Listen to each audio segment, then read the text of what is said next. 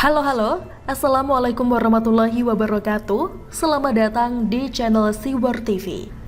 Ganjar jadi target pembunuhan karakter, data ganda, angka COVID melejit. Ditulis oleh Nina Nur dari siwar.com. Ada apa di Jawa Tengah? Itu pertama kali yang jadi pertanyaan ketika secara nasional beberapa kali Jateng menempati peringkat atas angka COVID-19 nasional. Bahkan sempat mengalahkan DKI Jakarta. Terus terang saja, saya lebih percaya dengan Gubernur Jateng Ganjar Pranowo soal pekerjaan ketimbang Gubernur Anies. Namun saya berusaha fair dalam menilai. Bisa saja ada faktor-faktor khusus yang menyebabkan angka Jateng sangat tinggi. Tapi apa? Soal kerumunan massa yang nyata terjadi di Jabodetabek. Soal libur panjang sudah lewat dari masa inkubasi 14 hari. Nah, soal angka ini memang sudah ada masalah sebelumnya, yakni pada Senin 23 November. Data dari Satgas COVID Nasional mencatat adanya angka penambahan lebih dari 1.000. Sedangkan kasus aktif Jateng saat itu dirilis sebanyak 10.464. Padahal menurut catatan pemerintah Jateng, kasus aktif Jateng ada di angka 7.463 kasus. Ada perbedaan sekitar 3.000 kasus. Jadi gimana ini? Menurut penjelasan Ganjar waktu itu, dari pengecekan tanggal 1 sampai 10 November 2020, ada 809 data yang terlambat ditempelkan sebagai data tambahan. Bahkan ada 18 nama yang tes sejak Juni 2020, tapi baru dimasukkan dalam rilis data nasional tersebut. Kami minta teman-teman untuk clearing data dengan pusat.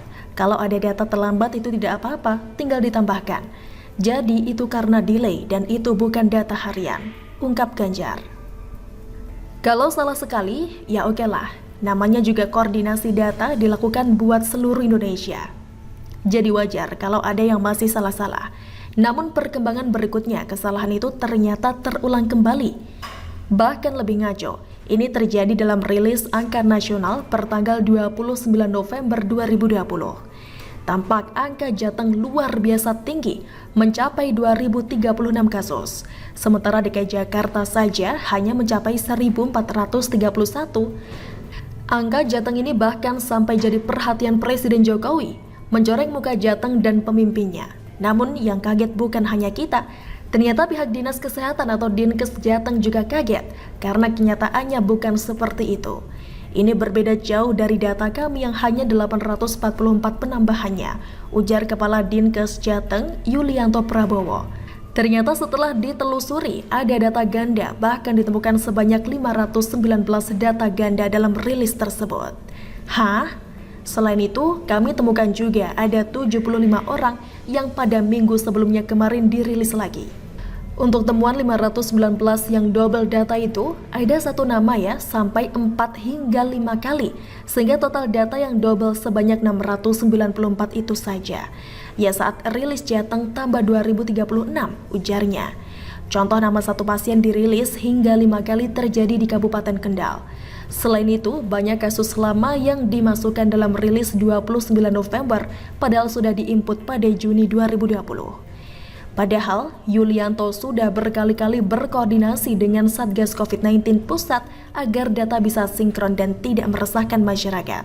Data yang benar tinggal diambil saja dari website corona.jatengprof.go.id karena sudah valid. Ketika saya cek lagi di akun Twitter @bnpb_Indonesia hari ini, pada rilis tanggal 29 November, angka penambahan kasus Jateng memang masih 2036. Namun pada rilis tanggal 30 November, angka tersebut menurun drastis hingga 899 kasus. Artinya omongan Pemprov Jateng gak asal ngomong, gak bohong dan justru valid. Betul? Berikut rilis data tanggal 30 November ya, dan saya coba besarkan image-nya. Ada pula bocoran hasil input dari Kabupaten Kendal yang ganda itu.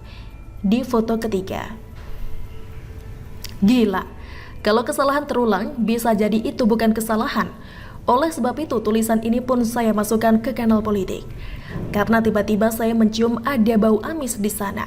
Lihat saja hasil input dari Kabupaten Kendal itu.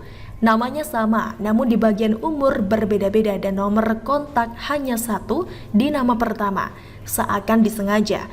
Nama lengkap orang Indonesia itu kan secara data unik ya, jarang ada yang sama saklek. Hal ini sungguh mencurigakan. Saya pun berpikir secara politis, angka Covid Jateng yang melejit ini sangat mencoreng nama Ganjar.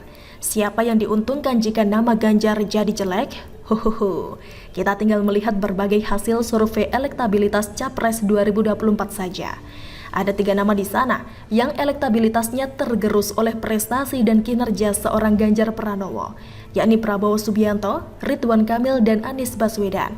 Siapa yang paling ada kedekatan dengan Satgas Covid Pusat? Siapa yang ada kedekatan jaringan dengan Satgas Covid Pusat? Siapa yang ada kedekatan jaringan dengan Doni Monardo? Doni Monardo sudah ketahuan punya kedekatan dengan JK, seiring dengan beredarnya foto di atas itu kan? Dan dari majalah Gatra kita mengenal poros JK Anies Rizik. Apakah ini merupakan upaya pembunuhan karakter terhadap Ganjar Pranowo? Semacam kampanye hitam terhadap Ganjar, tokoh publik yang gak pernah keluar-keluar mau nyapres tapi justru elektabilitasnya sangat tinggi? Bisa jadi. Ingat saja siapa yang diuntungkan kalau nama Ganjar sampai nyungsep. Ganjar sendiri nampak kalem menghadapi Ganjar sendiri nampak kalem menghadapi kesalahan data ini. Ya iyalah, orang gak salah kok. Bedalah sama yang suka ngeles-ngeles. Biasanya orang macam itu memang banyak salahnya. Kita lihat perkembangan berikutnya ya. Selalu dari kura-kura. Bagaimana menurut Anda? Silahkan tulis komentar di kolom komentar. Jangan lupa untuk like, subscribe, dan share. Siwar TV pamit, sampai jumpa.